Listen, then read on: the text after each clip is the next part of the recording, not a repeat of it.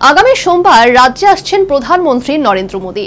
নতুন আদলে নির্মিত ত্রিপুরা সুন্দরী মন্দির উদ্বোধনে। তবে এক্ষেত্রে প্রধানমন্ত্রী মোদীর কোনো ভাষণ বা বক্তৃতা থাকছে না বলে জানালেন মুখ্যমন্ত্রী মানিক সাহা।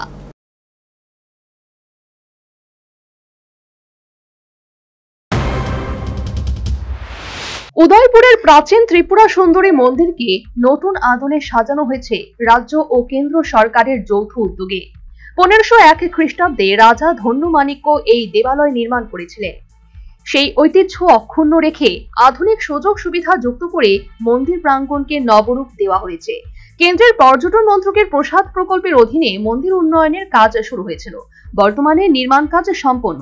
নতুন কলেবরে এক্ষেত্রে ভক্ত ও পর্যটকদের জন্য একাধিক প্রবেশপথ, বসার ব্যবস্থা, স্যানিটেশন ব্লক, বিশ্রামাগার, পার্কিং এরিয়া, আলোকসজ্জা এবং তথ্য কেন্দ্র তৈরি করা হয়েছে।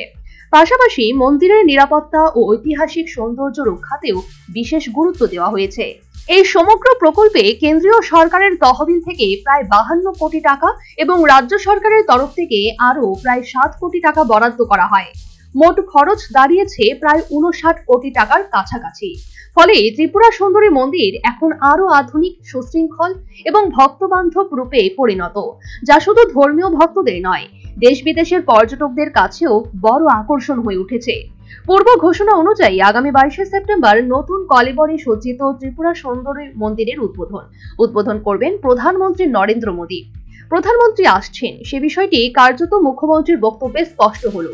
তবে এক্ষেত্রে প্রধানমন্ত্রী মোদীর কোনো ভাষণ বক্তৃতা থাকবে না বলে জানালেন মুখ্যমন্ত্রী মানিক সাহা। প্রধানমন্ত্রী নরেন্দ্র মোদী এখানে আসছেন এবং এখন পর্যন্ত যা খবর আছে সময় এখানে আসবেন এবং আসার পর সোজা মা বাড়িতে যাবেন। সেখানে আমাদের যে মন্দিরের যে নতুনভাবে আমরা নতুনভাবে সাজিয়েছি সেখানে উনি ইনোভেশন করবেন, পুজো দিয়ে আবার ফিরে যাবেন। আর পুরো মানে যেখানে ভাষণ দেওয়ার বিষয় সেগুলো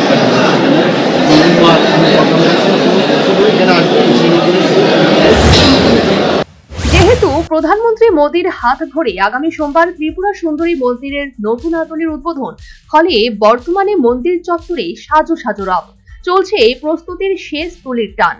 আগামী 22 সেপ্টেম্বর নতুন আদলে নির্মিত ত্রিপুরা সুন্দরী মন্দির উদ্বোধনে রাজ্য আসছেন প্রধানমন্ত্রী। তবে এক্ষেত্রে প্রধানমন্ত্রীর কোনো ভাষণ বক্তৃতা থাকছে না বলে জানালেন মুখ্যমন্ত্রী Manik Saha. Bureau report, news vanguard.